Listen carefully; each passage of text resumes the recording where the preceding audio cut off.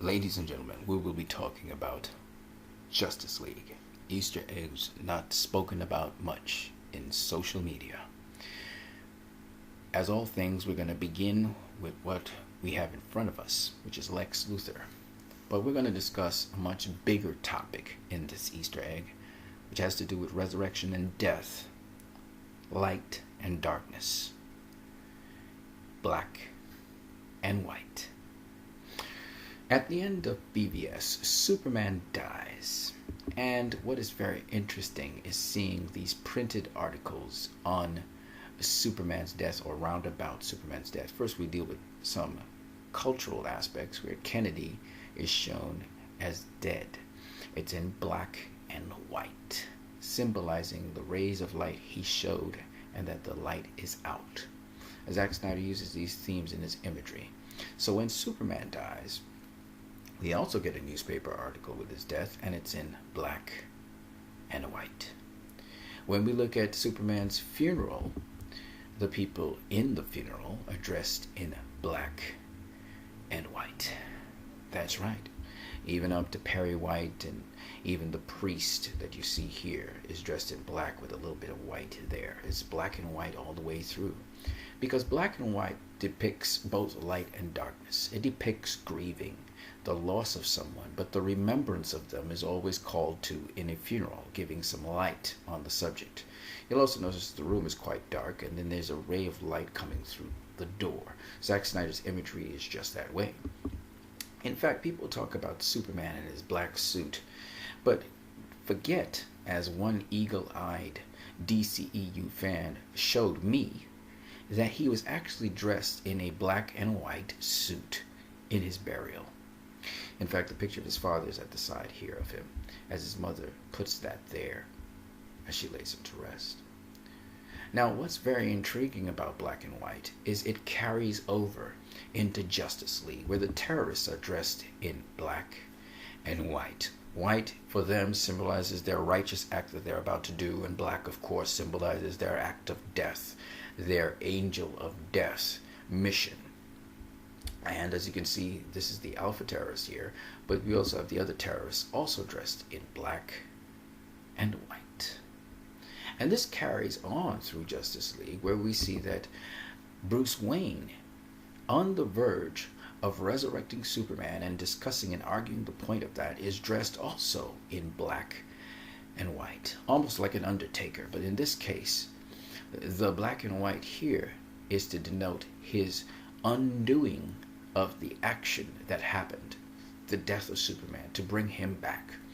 And we recall the imagery that we saw in the death of Superman in his burial place, where we are recalled to the picture of his dead father that his mother put in his chest.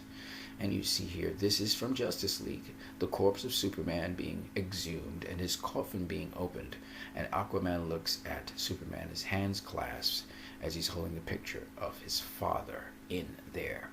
Now, it's very interesting that he would be holding that picture, because that picture symbolizes his father wanting him to keep himself a secret from the world, not to fully show his true potential to the world.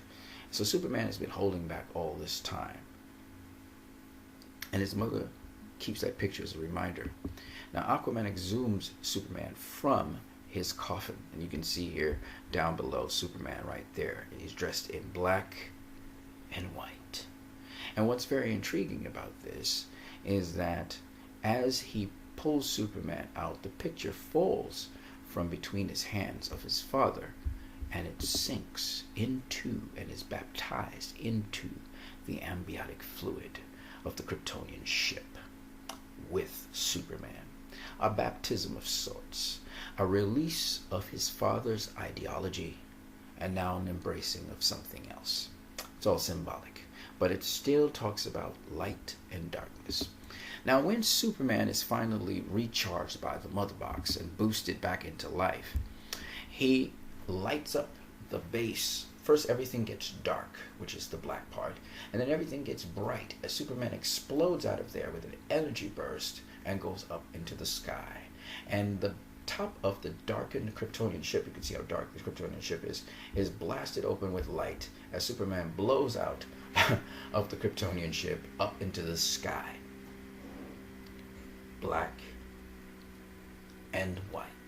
Like I said, this is an Easter egg, and it calls to the philosophy of black and white, but there are all kinds of Easter eggs in here, okay? But I'm just going with a trend of thought here. So when Superman is on the outside, he is, of course, a white being, and he's wearing a black pants. And we realize that Superman is not altogether there.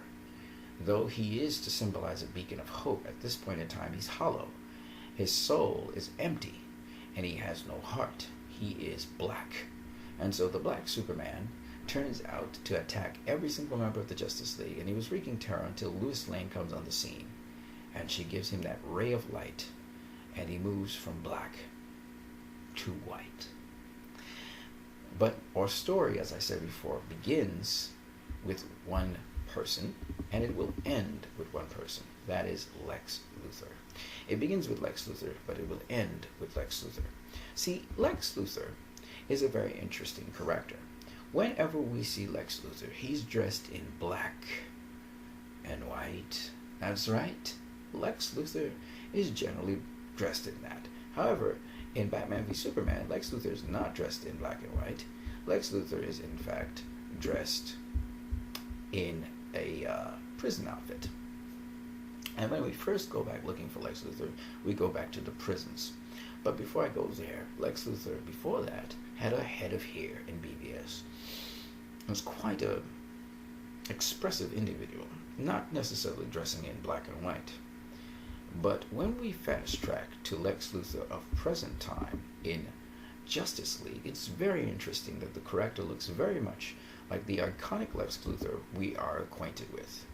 And he also dresses just like him in black and white. In fact, his security guards dress in black, which is a very interesting curiosity that both of them are women. And you should try and find out which DC characters are those two characters that are now protecting Lex Luthor. It used to be a certain character who died in BVS, whose name slips my mind. If you guys know the name, please put it in the comment section below.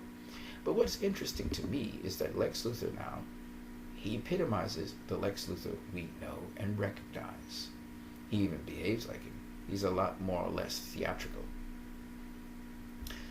And of course, this bald-headed version of Lex Luthor we've seen many a time in many iterations.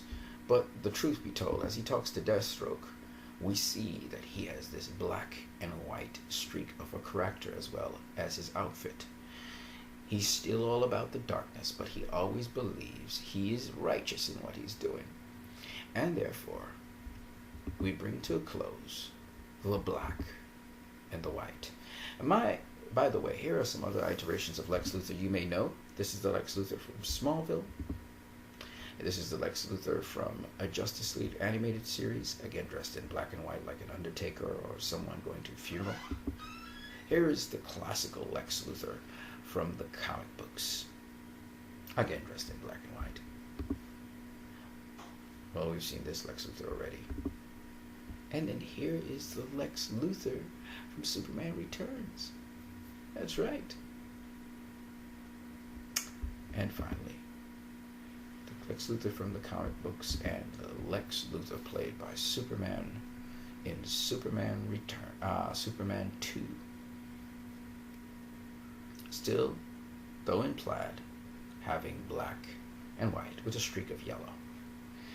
So I thought I would share that with you guys, Lex Luthor being a very, very immoral character who kills people on the drop of a dime and generally brings death and destruction upon mankind, in which he considers his brand of righteousness, though it's more like terrorism. On that note, I hope you guys enjoyed this short snippet of Easter eggs social media does not talk about. You guys are great.